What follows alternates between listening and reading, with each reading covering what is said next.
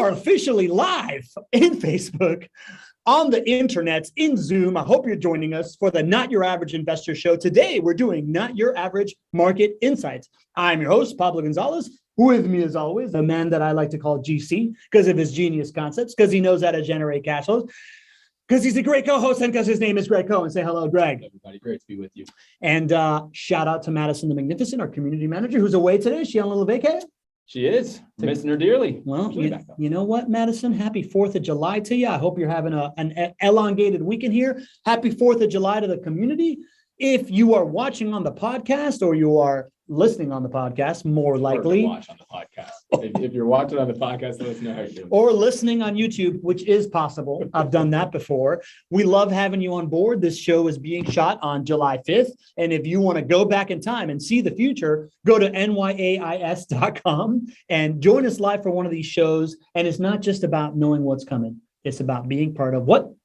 The community and the roll call. The roll call. Here we go. We ready? John Henning is back. Good afternoon, all. John Henning, in your rightful place as the number one commentator. The leadoff hitter, John Henning. There you go. Look at that. How did I do? Look at that, my man. Am I part of the committee now? Yeah. You're the Ichiro Suzuki of the Not Your Average Investor Show community. Good afternoon, John Henning. We got the MVP of the Not Your Average Investor Show community, Lee Bishop, saying good afternoon, everyone. We got Carl Thompson, Bebe Carlos, as he's known on Facebook, from Denver. Good morning, everyone. Who else? We got Jen Filzen, the fairy godmother of the Not Your Average Investor Show community. She's in the house. Good morning from Seattle. She's in Seattle. She's going back to Monterey this afternoon. We got our regular Rosalind Riley checking in. Good morning, everyone, from Marietta, California. We got Nadeem Shah with his good morning, good afternoon, JWB family from the West Coast. We got Dean Curry from Columbus, Ohio, a good friend of the show after this last. He was the friend before. He was the first guy. He's the first guy that showed up. He was. Yeah, he was first. He was early, bro. I respect the game, Dean. I like that. All right, we got Chris Gonzaga from the luscious Hudson Valley, New York, saying hello, everyone. Great day. We got Raj Bantu, my seatmate on the tour last time around. Hello, Raj. Good to have you. We got the unlurker, Erin O'Neill. She is showing up in the chat. Erin, it is great to have you on board. Who else we got? We got scrolling through the chat. We got Noah Randari, who everyone knows as TBD Randari. He says, hello, everyone. Greetings from California. Noah, good to have you back. We got Matthew Clark is back. Matthew, I like seeing you a couple of times here. No longer a new name. No longer a new name. Matthew, you're a fish. We got Shelly Johnson from B-Town, Bradenton, showing up again.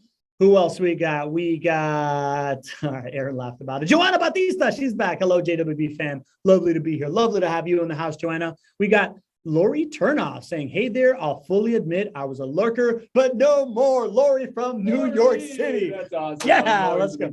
Oh, Lori is in the game. You know who else is in the game? It's the first family of the Not Your Average Investor Show, the matriarch and patriarch, Ken and Carolyn Moline. Tip of the cap. We salute you. We salute you. I think we tip the cap to the esteemed Commonwealth. You never remember that. Who else we got in the house? This is awesome. James here. I haven't seen Peter James check in, but we got Denny Davis checking in from Germany. Guten Tag, Denny. Guten Tag to you. We got Bill Shields, who is coming more into my skill set. Bonjour, mesdames et messieurs. Bonjour to you, Bill Shields, and your many, many languages of greetings. Who else we got? By the way, I'm better at French than I am at German. All right, that's it. We got the roll call done. Love this. Love the roll call. Love the activation of lurkers and the engagement. Love having you here. Happy birthday, Marilyn Cotterman. Did we miss her birthday online? Oh my. I don't know if she's here, but shout out to Marilyn if she's not with us today. Happy birthday. She is from Homosassa, Florida. That's the home of the manatees. The home of the manatees. I hope the manatees bring her a birthday cake today. All right. This is round 2 of what we call Not Your Average Market Insights, where this is an evolving platform that GC and I are just looking for pertinent headlines, pertinent things that are happening, so we can bring you real life insights from the mind of a not so smart person and the mind from an expert. And that is how we find a balance here in this ecosystem. But first, we're going to start with a a community member question that we've had on the docket. We're going to start using these shows to answer the questions that we don't get to, that we see coming up over and over again. If you put it in the Facebook group or you're engaging in the Q&A, which we hope that you do. I hope that you become a part of this more and more actively. But we got a question. What do we got? So this is from Mike Foster. Mike and his family have been longtime clients of JWB, mainly on the private lending side. And I think probably 10, 12, maybe even 14 years lending with us. Yeah. Loyal follower of the show, loyal community member. Absolutely. I hope he's here in the audience here today. But just a great friend and really one of our best referral partners, and just you go online, he posts a ton of really wonderful reviews. So it's always a pleasure and a joy when we get to talk to Mike. Mike sent me an email and asked a really great question. I've heard this a few times, so I thought it'd be great for us to kind of kick off the show here. And again, thank you all for sending in questions either on the Facebook group or emails or whatnot. But Mike's email was long and said some really fun and cool things, rehashing a lot of fun times that we've had together as a private lender for him. But the way he ended is he said, the other item I'd like to touch on is a combination question and perhaps a suggestion for a future Not Your Average Investor show. As a buyer of thousands of properties in the Jacksonville area, JWB is likely a target of at least occasional criticism for perhaps causing gentrification in Jacksonville. And as large property buyers, at least contributing to the very dearth of property inventory that results in higher purchase prices, which moves homeownership out of reach for a growing number of middle-class individuals and families. And he goes on to ask a few more questions regarding that. So thought it'd be great for us to kind of open up that discussion and talk about that, because I know that is on the minds. And if it isn't on the minds of individuals today, this affordability question and also the gentrification question is only going to get more and more on the minds of individuals as home prices become more unaffordable in future years. I'm just going to officially call it right now. Insight number 1, how to develop neighborhoods without gentrification. GC, tell us what you think. Okay, well, let's talk about that. So, gentrification is a word that means different things to different people. And, it's to me, it's kind of an old school way of the way things were done when neighborhoods were developed. And it was very much kind of economic driven. And the people that lived in those neighborhoods that were not thought about, were not consulted, were not a part of the solution. And what happens is development happens because of where those neighborhoods may be. And all of a sudden, the rich history and the culture and the pride of that community is no longer there. And that's not a really good thing. If we think a little bit beyond just the economics of it, right? Love for your community, love for your neighborhood, pride in your community is such a positive thing, and it does equal dollars and cents as well. But if you look at how many neighborhoods have been developed, especially in fast growing populations, Jacksonville is a fast growing population. So this is a challenge that we'll face here in Jacksonville as well. Majority of them, the developers come in, they see an opportunity to make a lot of money, and they don't really work with the stakeholders in that community. We intend to be different. We are different. We think that there's an opportunity to do right by the community that we have in our neighborhoods, and also for our clients, our investors in JWB to make a profit as well. We think that there is, we realize that if JWB does not do the development there, somebody else will, and we have the opportunity to do it in a way that is better for all involved. And this starts by working with those stakeholders and understanding what is it that is important for them. If we have this understanding that there is an economic opportunity that people will see and that the neighborhood will change in some way, we can work with the stakeholders to understand what do they want out of this, right? It's impossible to say that things are going to stay the same, right? There's economic benefits, good things can happen here. But what do you want? What is high on your priority list? And actually work with the stakeholders in those neighborhoods. And that's what we try to do. I love everything you're saying, GC, because being a Miami guy, I don't know if it's the capital of gentrification, but I've seen it happen over and over again, right? There was a neighborhood right down the street from me, Coconut Grove, that has a really cool shopping district. And next to it was a much more lower income area that very quickly turned into a bunch of people from the outside buying homes, remodeling. All of a sudden you see the Beamers in the front yard along with other houses. And what people really took an issue with was folks that were buying the property just for the property's sake without trying to be a part of the community or improve the community in order for them to want to be a part of the community, right? So like Steve Wernick, who we had on the show not that long ago, he kind of specializes in this, right? He was part of Wynwood that also gentrified. And then he started redeveloping Wynwood Norte in a smart way.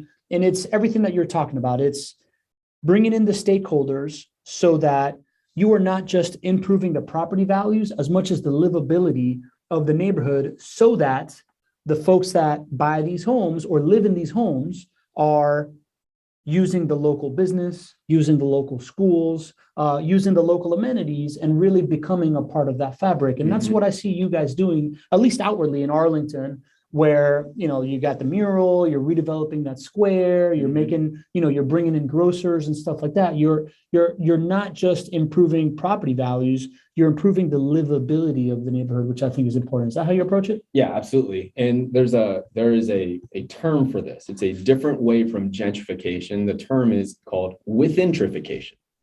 And that really means working with those stakeholders. And, you know, if you look at this and you think, okay, well, a developer is going to come in here because they're going to make a lot of money, right? That developer can make decisions to give some of that money back to the community, to give them what they want. And then you can have a lot of really raving fans. So here's a few examples of things that JWB does in some of the neighborhoods that we work with. I remember an example, this was a number of years ago. This was in the Jacksonville Beach community. And we had a lot of lots that we were buying in that community. And we reached out to the stakeholders there. Many are just community leaders. They don't need to have a title. It's just that they're community leaders in these neighborhoods. And we sat down and we talked with them. And one of the things they asked for was help, a donation to a community center that happened to be in that area. They said, this is a place where a lot of our, you know, friends and the youth in the community come. And we have, I don't remember what the specific thing that we did for that community center was, but we spent money to help renovate that community center. And that meant the world to this community, right? Yeah. And then for JWB, what does that mean? Well, as we are developing those lots in that area, right, we still work with the stakeholders there, and we say, listen, are the facades of this house looking the way that, you know, you guys like, right? The parking situation, are we making sure that we're doing this well so that this isn't inhibiting parking for everybody? Are we bringing too many cars to the street, right? We're working with those community stakeholders. And then there's other things that the community has to like what you're doing, right? If you really make the community mad, you know, that community has to more or less sign off on things called variances. When you're trying to, you know, develop properties in a certain way, the neighbors have to abide. So I guess I'm trying to point out that it's not just like JWB making a donation to do this. Like, we believe like this makes more sense because we're giving back to the community. And at the end of the day, this makes more money for JWB. It's true. In the long run as well. Another really good example, and this is something that I see it now every single month when we're reviewing. Let me pause you right there, right? Because you said you kind of skirted over this idea of this makes more money, JWB, and then you under your breath said in the long run. I think that's the key, right? Like the experience that I have of gentrification is people that are thinking in this like 2 to 3 year time cycle, maybe under 5 year time cycle. I think that's the big difference. This idea that JWB is in Jacksonville, it's not going anywhere else. Since you have put your stake so deep into the ground and you want to be here forever and you don't want to go outside of this market, you need to make sure that the things that you're doing are sustainable, as opposed to just like make a quick buck and move on, which is what I saw happen in Miami from all this type of stuff. And if you own a lot of property in that neighborhood and you plan to hold on for a long time, then I don't remember what the donation that we made to that community center was, but you divide it by 100 lots in that area. And that makes a ton of sense to do versus if you're just in for one lot or 5 lots or whatnot to get in, get out in 2 years, then you don't make those same types of decisions. Yeah, makes perfect sense. Plus, you're also developing the relationships of the contractors and subcontractors and all the folks that live and work in that area, because this is kind of how you manage properties to a certain extent, right? Like you count on the goodwill of the neighborhood to be your eyes on the ground to a certain extent because of that flywheel that you have. Absolutely. Yeah. I think it's a totally different way of approaching it, man. I think it's really, really refreshing. I think it's cool. If you like that long-term example right there, let me share something with you that is a lot more expensive for JWB and also is an example of a much more long-term approach. So this past this past month. At the end of every month, my business partners and I and our accounting team sit down and we review all of our properties that sold, and we look at what was our profit on each property. I would imagine you would expect us to do that. And I knew that Mike had sent in this question, and there was one specific property that was exactly what he's talking about, was exactly what this concept of with gentrification is. When we're sitting down and we're talking with some of our neighborhoods, we're asking what type of structure of the houses. It's very important that the historical nature of the facades of homes match what was in that neighborhood. And so, the way that generally homes are developed now and built now, they have, 2-car garages, and they might be, 1,600, 1,700 square feet. And, you try to maximize that space on a lot. Well, that's very different than some of these older neighborhoods that are being redeveloped. And so we sat down with the stakeholders and they said, listen, we want the historical nature of our homes to be here for the new homes that are developed. And we said, okay, what does that mean? And they said, well, we want the facades to look like this. We don't want to have garages. And we said, okay, talk to us about that. Long story short, that's a very big economic cost to a developer. Yep. Because JWB will make a lot more money per house when we have a 2-car garage and 1,600 square feet on a lot. Mm-hmm. And so in some of these neighborhoods, you'll see lots, you'll see homes that are, this one happens to be 1,148 square feet. It's a brand new model that JWB built so that it retains the historical context and significance of that neighborhood. It doesn't have a garage, right? When you total this up, that costs JWB over $20,000 in additional costs between what it costs to build that model, mm-hmm. and then also the opportunity cost of what we could have sold that house for, which would have appraised for a lot higher if it had a 2-car garage and it was bigger. So it cost us over $20,000 on that house. I will say it cost us between about $5,000 to maybe $20,000, maybe even $25,000, depending on lots in that neighborhood. But that's what we're doing right now in some of our neighborhoods. So it's a significant cost to JWB. And how do we make that decision to do that? Well, it's not just because we're nice guys and we want to do right by the community, right? It's because we have so many investments in that area, right? We have so many investments in that area, and we want to be a long-term partner there. To your point right off the bat, right? A developer who's just coming in, sort of like a mercenary coming in for a quick flip, is not going to be holding on to these properties long-term, is not going to meet with the stakeholders year and year and year and year and year out and decades later. Yep. And they're not going to make those types of decisions. But that's what's going on right now. And that's really with gentrification at work. Love that, man. Richard Hall adds here in the chat, you can't fully address the affordability issue on the backs of landlords. It's also an overall cost of living and income issue. We need more financial education for consumers, but also willingness on consumers to both budget themselves better and find additional or increased income generation opportunities. This show is one part of that, right? Like, we are teaching people financial education on the show. It is vertically integrated to this belief of like, we got to do more for the community, right? Like, we're not just out here transacting. We're here forming relationships, teaching people how to like think about this stuff. So really, really great point, Richard. GC, I want to hit on something that you just brought up, but I think that there is Q&A and I want to lean into the Q&A. Let's do it. Is that cool? All right. So Chris Gonzaga asks, Greg, I was reading lately that many local governments have turned their attention towards making it harder for STRs. What is that? Short-term rentals. For short-term rentals to operate in order to create more housing availability. Have you noticed this going on in Jax? I think so. I haven't been paying all that much attention, so I don't speak from actual data or examples on this, but there's definitely that feel. I just think it's a very big opportunity. It's one of the buzzwords now in rental income properties. Any room you go in, people are generally asking about short-term rentals. So there's definitely an appetite for it right now. And I think once a lot of people have an appetite for something, usually state and local governments need to get in there to make sure that it's done the right way, that, there's entire, communities that when short-term rentals aren't done the right way can really lose their pride and lose a lot of the economic benefits. So I'm just going on what I think. I think you're right, Chris. I think that's happening, and it's a function of just this huge appetite that people are seeing in short-term rentals. I can tell you a couple data points that I saw recently, right? Like our boy Tim Horvath, who just bought like a 3-unit place right in Neptune Beach. He was just talking about the fact that Neptune recently changed to like you have to have a minimum of a 30-day lease, which then limits your ability to do short-term rentals. Atlantic Beach has a minimum of a 2-month lease, right? 3 months. 3-month lease, right? So yeah, absolutely. The municipalities around Jacksonville are making it harder and harder. So that is definitely something to keep in mind. If like your business model is short-term rentals, you may be buying a property that's going to be a short-term rental, and all of a sudden the local government changes it. That is definitely something to price into your business model there. Sure. There's investing, additional right? risk there versus your typical long-term rental, right? Yeah. So okay, cool. And then the idea of like 1 to 3 month, that's more like traveling nurse stuff, right? Like they expect that to be a worker that's going to take care of the place. Whereas Airbnb, it's mostly like, let's have a party at the house. Right? Exactly. The longer you're going to stay, the more you care, right? So that is additional risk. Raj Bantu's got a question. Do you think construction costs may come down from these high levels in the near future? Lumber prices have dropped significantly from the peak.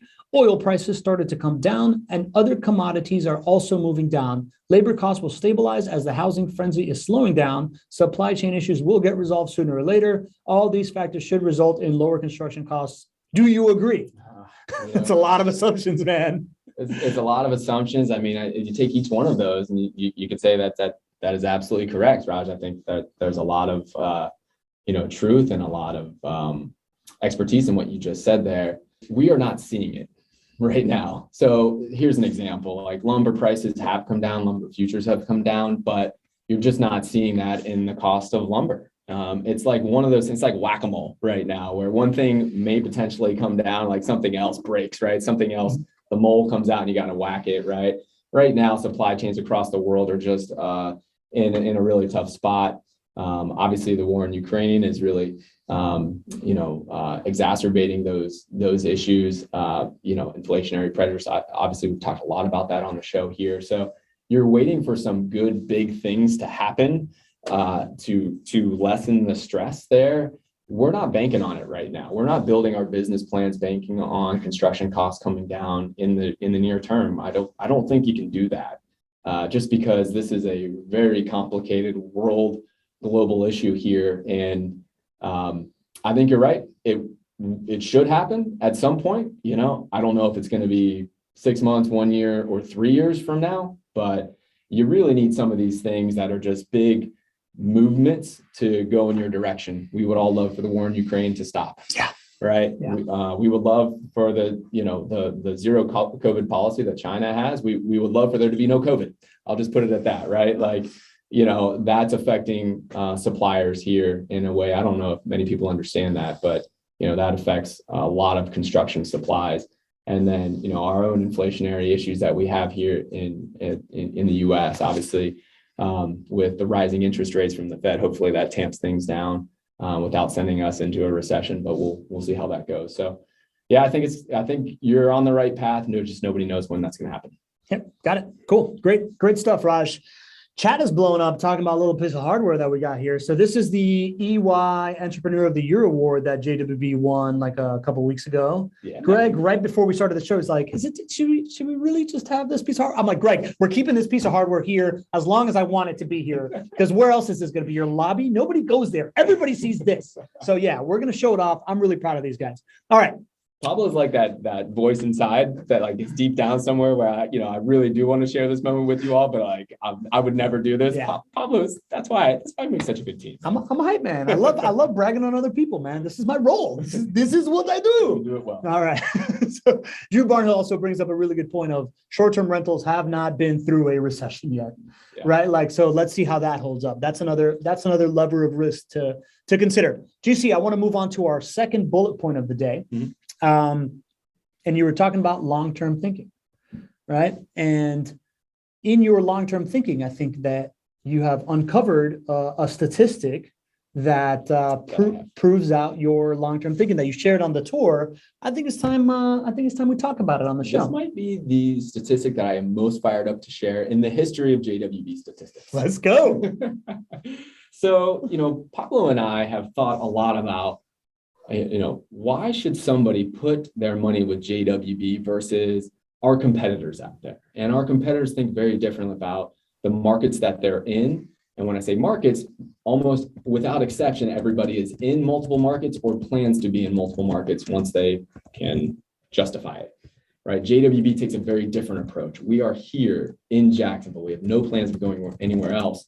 And because of that, we want to create opportunities here, and we're slightly limited by that approach, right? We have to be innovative. We have to innovate here because we don't have the ability to go to, Sheboygan and all these other markets out there, right?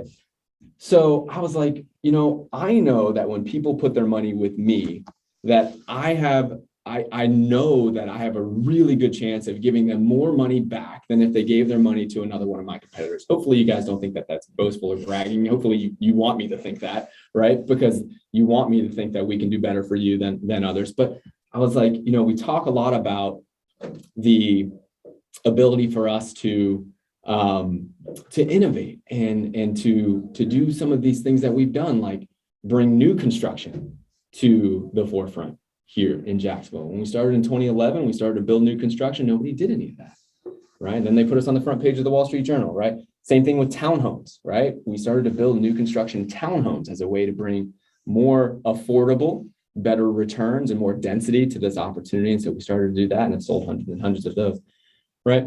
Well, I'm like, why should people put their money with me? And it just kind of hit me, I don't know, maybe a few weeks ago, 3 weeks ago, 4 weeks ago. I was like, you know what? I bet if I look at the neighborhoods that we put our clients in, so the same neighborhoods that I have my rental properties in, if we looked at those neighborhoods and we ran what was the appreciation rate just for JWB neighborhoods where we have scale, we've done new construction and townhomes and all of these things, that neighborhood, in my estimation, should perform better than what the average appreciation rate should be for the Jacksonville market. And I was like, yeah, I think that should be that way. Let me go to the data. And so I went to the data and we pulled the appreciation rates for our neighborhoods versus your typical Jacksonville neighborhood.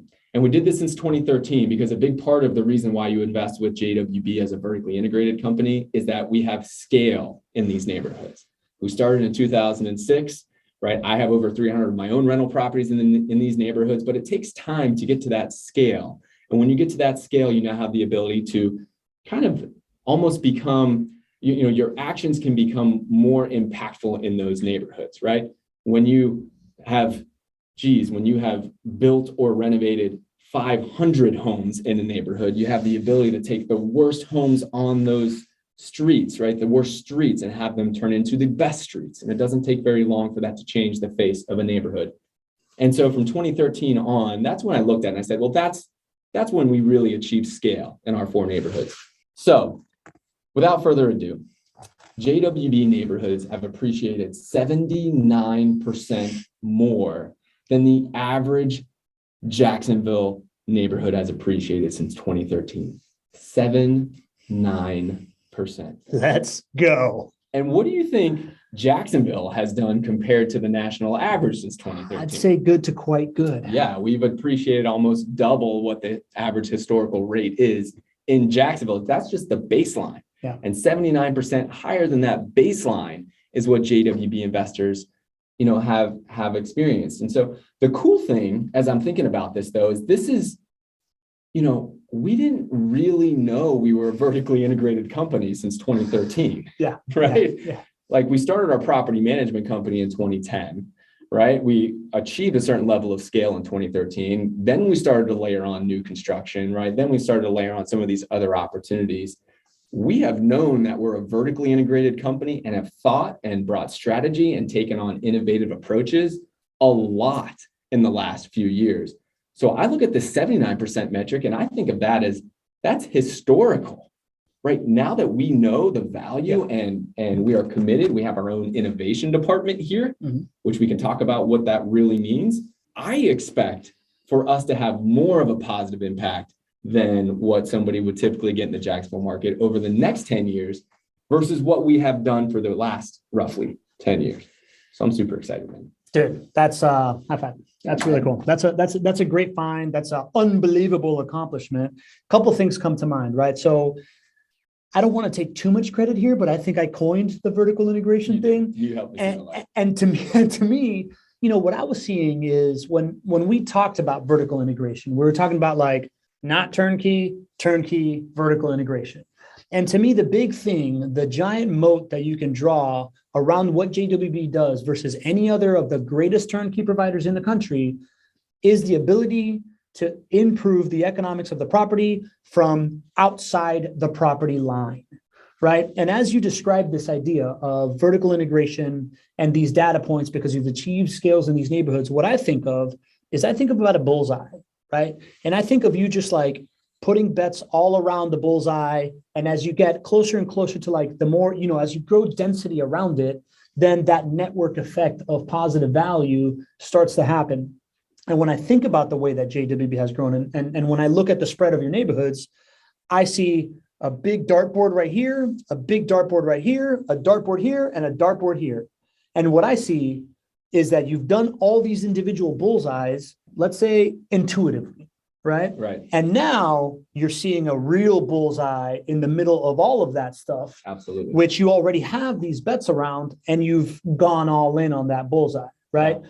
And that obviously what we're talking about is downtown, right? Yeah. Like the fact that your innovation department is now 19 city blocks of downtown and placemaking and all these really, really exciting things that have been proven to raise median incomes. And the last thing that I'm going to say is that the power from going from like intuitive to deliberate is huge, man, mm-hmm. right? Mm-hmm. Like that to me on a personal level, and I don't know if community members in our audience can appreciate this, but like me going from, I love making friends, I'm going to go out and make friends, and I built myself a great network by happenstance, was awesome.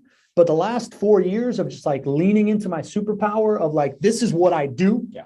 And the network that I've been able to build in the last 2 years, as opposed to the last 12 years, because I'm acting deliberately, is, exponentially better than what I did in 10 years, right? So when you say this and you bring up these data points, it just hits home. It hits a bullseye for me. Yeah. Well, it's the iterations that you have as a company. Every time you iterate, you probably get a lot better if you're a company that's growing, right? Your next iteration of whatever you're accomplishing, your next iteration of innovation should be, hopefully more impactful than the last one. Yeah. And we get a lot of questions about why are we going downtown? Why in the last 2 years have we acquired the equivalent of 19 city blocks? Why are we now moving our offices downtown? Like, why are we doing this? And what I tell people is, like, we're not doing this to earn a return on investment on those buildings anytime soon, right? We're doing this because this is just the latest iteration of our innovation department of a vertically integrated company. And that's why we are the only vertically integrated company that focuses on single family rental properties here in the US. It's because there are other companies that have, property management and acquisitions and construction in-house, but there's not another company that I'm aware of that has innovation departments.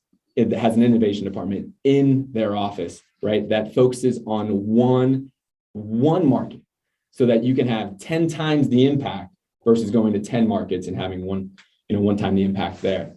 And that's the exciting thing about this downtown opportunity. It is something that all of our clients can benefit from. And, it's just not easy to go downtown and buy a building, right? There's a lot of cost and risk, and you have to work on city incentives to figure out how to navigate that. None of you guys want to do any of that, right? JWB gets to do that. We're using our own money there. That's important because we're going to be there in the long haul. We're not raising money from others so that we would have to sell prematurely. We're doing it with our own money. And then everybody can leverage that. Everybody can access that through purchasing single family rental properties in those neighborhoods that we've been at since 2006. So this very much to me, is the greatest opportunity for you to ride the coattails of a real estate insider or a market mover, right? Much like people want to invest with Warren Buffett because he is the single greatest stock investor of all time. And that's why you invest in Berkshire Hathaway stock. And that's why it's the most expensive stock in the world. It's because when he says something good's going to happen in the stock market world, it happens. Well, we're not at that level. But in Jacksonville, JWB has a similar opportunity, right? Where we go, over the last, since 2013, 79% more home price appreciation. There's a real reason for that, right? And now as we go into downtown, you think about what neighborhoods are going to benefit the most from there. It's you can make an argument that the impact there should be even higher. I'm going to go there, man. I know that you are self-conscious about, we let off with the gentrification thing because you all care about neighborhoods. And I know that it's impossible to take action the way that JWB has taken action and create the impact that JWB has created the impact without some detractors. And because of that, I know that you are wary of the term market maker. Yeah. But when I hear what you're saying, man, when I think of these like populations of, these dartboards that create like a central bullseye and what you're doing, and I hear from people on the show that haven't all invested with JWB from the start, but have known, right? Like there is these data points that investors look for. Similar to a stock investor, if Warren Buffett is buying this, I'm going to buy a little bit of this and it's going to go up. If you're familiar with Gary Vee, he got really loud about trading cards and NFTs. And as soon as he would say this trading card or this NFT is going to happen, it would go up. In local real estate, there's institutions like in Florida, we have this awesome supermarket chain called Publix. And people know that if a Publix is going in, their real estate department has done the due diligence. Ergo, I'm going to invest there and I'm going to value a little bit more. And I've heard from people on the show that they're like, when JWB is buying somewhere, I'm going to buy there. I'm going to go there too. Right. So like this idea that you can lead the charge and it can become, it's tempting to call it a self-fulfilling prophecy, but I just think it's knowing it first and then having people recognize that you have the track record of knowing it first. And that creates the flywheel effect that then generates even more positive output. Yeah. Listen, I don't know if we're going to have 79% more home price appreciation in our neighborhoods over the next 10 years. That's really hard to do. So I'm not going to say that we're going to do that. But I feel really confident that when you invest where we put you, with all of the ancillary things that go on between JWB investments and our ability to make sure that we are in a place where you can not only hit your returns today, but probably better. I'm really confident that we're going to outperform the Jacksonville market. Outperform the market, correct. And that really matters because Jacksonville's already a growth market, which means Jacksonville's market's outperforming the other cash flow markets that you may be considering. Love it, man. Love it. That is awesome. I'm going to hit Chris Gonzaga's Q&A real quick. I know we mentioned it, but he said, Gregg, did you realize in the beginning that JWB would be able to control rent costs for specific areas? Well, I don't think that we are able to control rent costs in those areas, so we are, and that's why when we talk about a market maker, right? JWB is not a market maker, right? The overall housing stock of Jacksonville is way too numerous and disparate, and it's not under JWB's control. Just for numbers here, there's over 82,000 single family homes in Jacksonville, and JWB manages about 4,500 of those. So we manage under 5% of the housing stock. But what we do is we go into those neighborhoods, we make a noticeable impact on streets where you may have had a row of vacant land, or you may have had the worst homes on the street, and we're able to turn those neighborhoods around. It's amazing what it does for those neighborhoods. So you can do that without controlling prices or controlling rents, because we just simply don't, right? And the reason I'm coming a little stronger there is because I hear that people think that we do. It's one of the things that people talk about. We're at a level now, especially here locally, that people are not liking rents going up. And when people don't like rents going up, they think about what the biggest name in property management is in single family, and they think of JWB. And it's a common thing to think that, JWB is the bad guy when it comes to rents going up. So we see some of that negative. I read almost every single comment, and it hurts to hear that. But the reality is that we control less than 5% of the housing stock. So it's not a rent control. This is the place that our economy is in, right? Mm-hmm. There are a lot big macro factors than what one property management company that controls less than 5% housing stock in that area could do for rents going up. We know that rents tend to go up with inflation, and we live in inflationary times.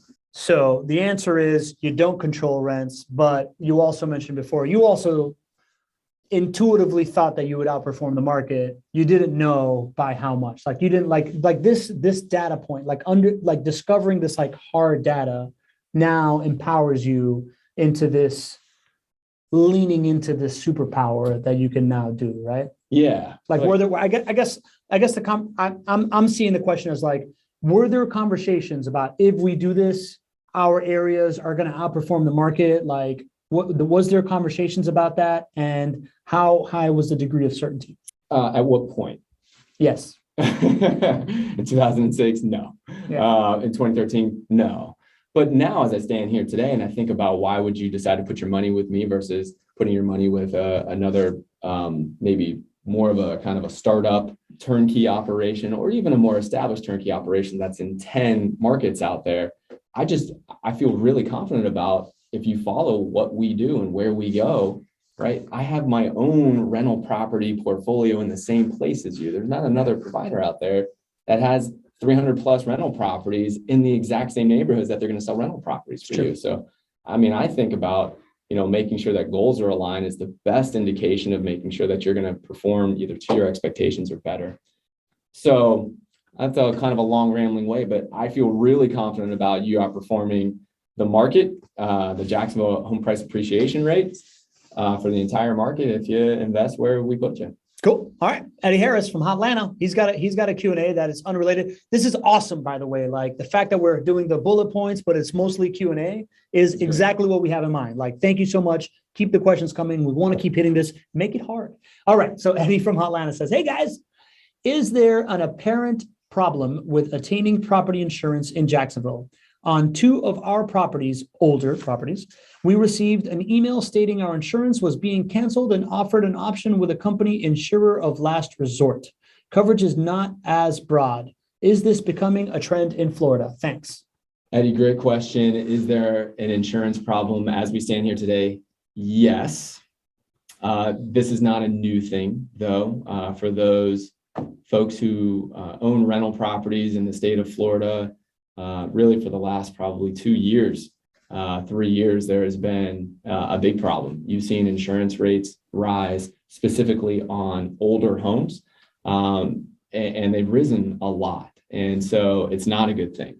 That's the bad news. Here's some good news. It became so much of an issue. This really is a legal issue. If you look at the number of lawsuits and claims that are placed on properties in the state of Florida, I don't have the exact data, but it is a heck of a lot more than pretty much every other state out there. And there are things that, you can sue for here that you can't sue in other places. And so insurance companies have been struggling over the last couple of years because of this. And so the state legislature came together and put a special session together to curb the problem. This is very new news. Really over the last month, that special session was held.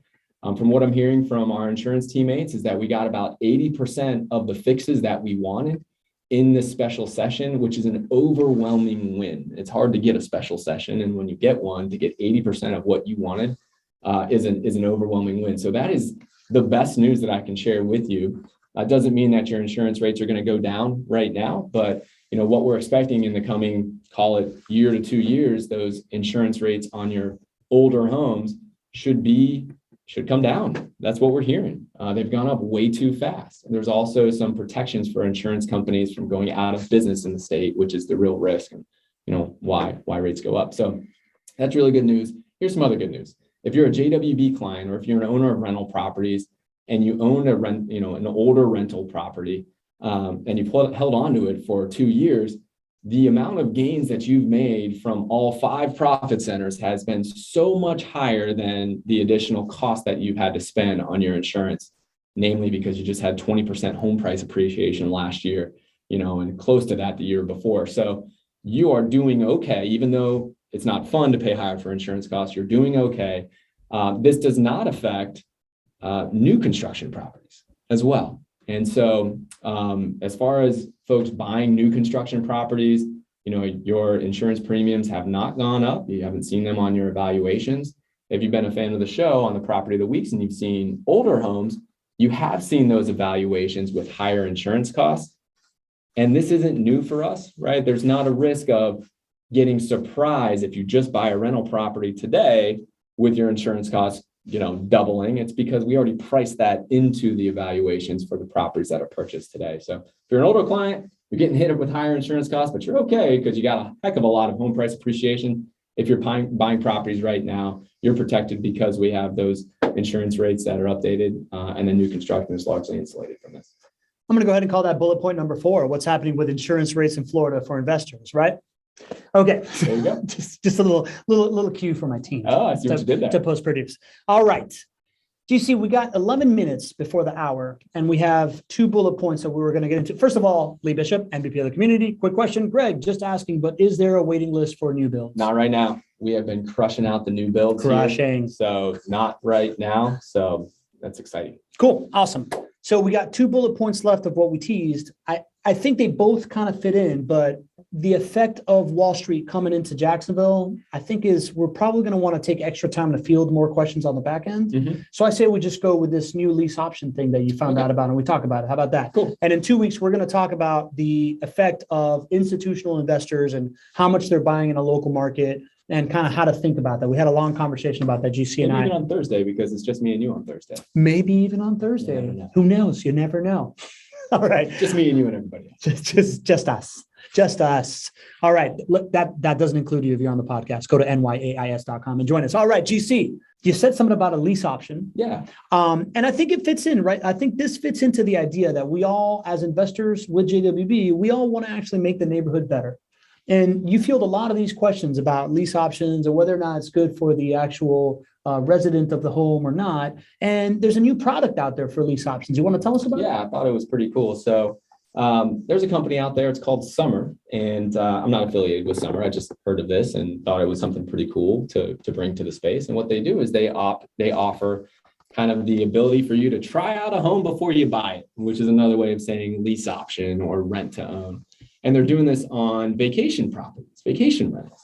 And I was like, oh, this is a really cool, new take on the lease option game. So basically, if you are somebody that wants to go and live on the beach somewhere or somewhere new, and you want to try it out, you can go and do a lease option or rent to own with this company. And I think it's a period of 2 years or 3 years, up to 3 years. You can rent the home from that company. When you start to rent the home, you agree on the option to buy it. So you have an option price and you put down that option and then it's refundable. And if for any reason you decide not to move forward with purchasing that home, then you would receive your option deposit back. And the rent payments that you would have been making all along the way, of course, go to that owner of that vacation rental. And I was like, wow, this is a really cool approach because, lease options we can kind of talk about them in the long-term rental game here, but it's not something that we do at JWB. It doesn't fit with our investors' criteria to buy and hold for a long time. And there's also other reasons that we just don't do it.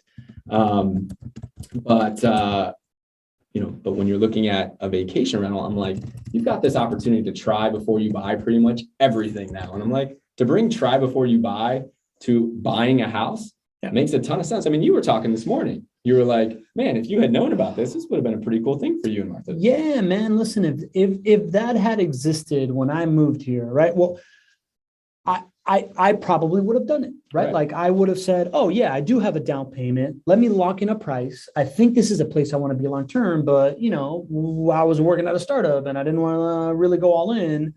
If you would have fast forwarded to 2 years later, we totally would have ended up closing on it. And I would have been happy to say, okay, yeah, take my rent as a, as the nugget that you make the profit, the profit on, and let me buy this thing at the price that I had locked in so that I can live where I want to live. Yeah. Right? Like that would have made a lot of sense. Would you have paid a premium in rent to do that?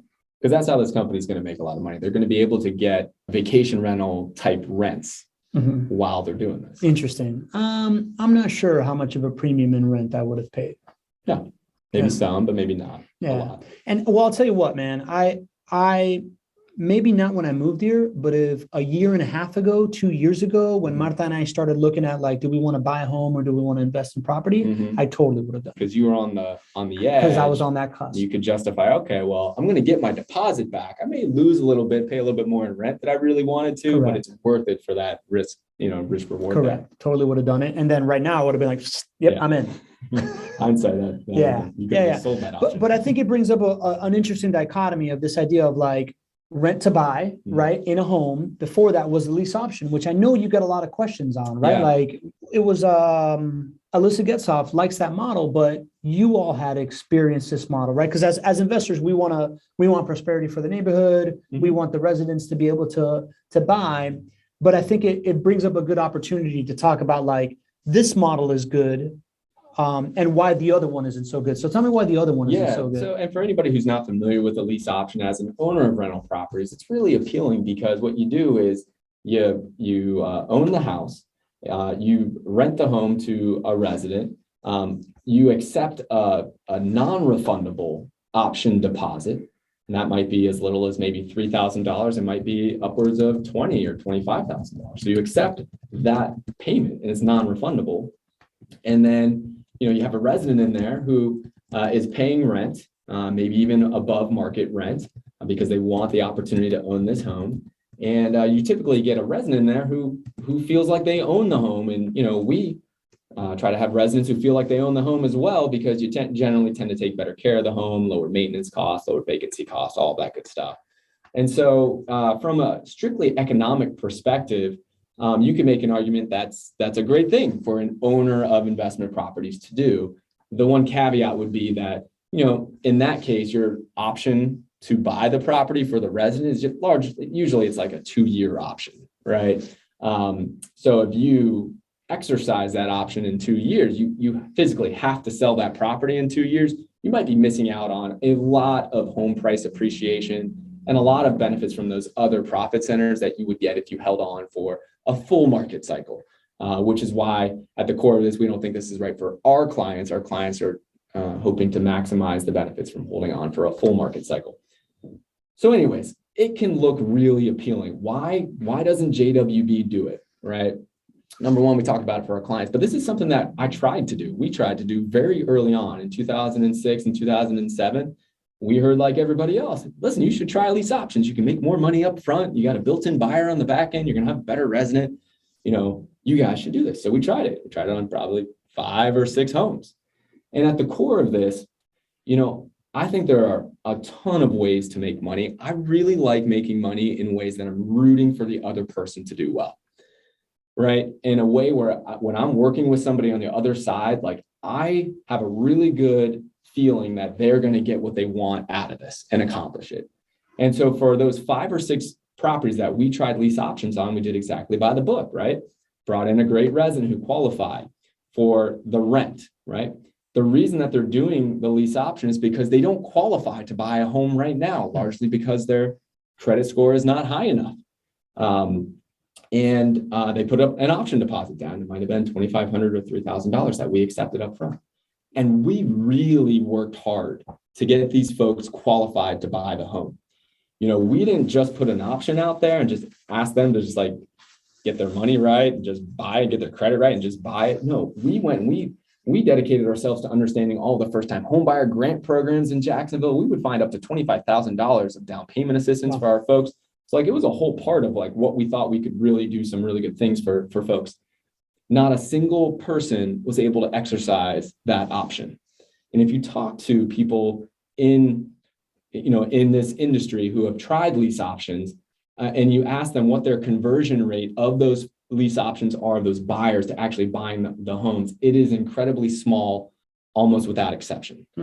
And, for us, it just didn't feel right. It felt like we were taking the option deposit money from folks.